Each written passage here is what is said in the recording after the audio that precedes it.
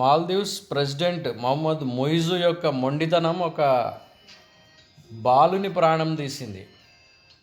సాధారణంగా ఇప్పటి వరకు మాల్దీవ్స్లో ఎటువంటి ప్రాబ్లమ్స్ వచ్చినా కానీ, ఎటువంటి ప్రకృతి వైపరీత్యాలు వచ్చినా కానీ, ఆరోగ్య సమస్యలు వచ్చినా కానీ భారతదేశము ఆ రెస్క్యూ ఆపరేషన్స్లో పాల్గొని వాళ్ళను హాస్పిటల్స్కి కానీ సురక్షిత ప్రాంతాలకు తరలించడం కానీ చేసేది.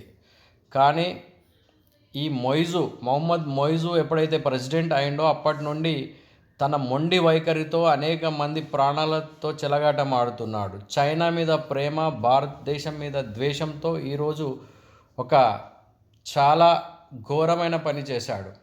ఒక 16 సంవత్సరాల బాలుడు, అతనికి బ్రెయిన్ ట్యూమర్తో బాధపడుతున్నాడు. అతనికి స్ట్రోక్ వచ్చినప్పుడు ఇమ్మీడియట్గా అతని గ్రామం నుండి మాలేకి తరలించవలసిన అవసరం వచ్చింది.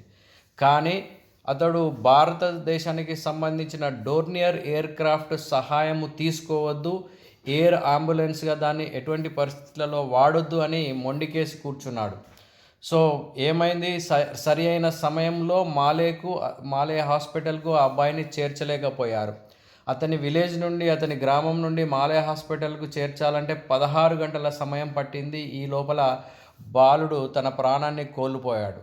సో ఈ విధంగా మొహమ్మద్ మొయిజు తన ప్రజల ప్రాణాలతో చెలగాటమాడుతున్నాడని చెప్పాలి.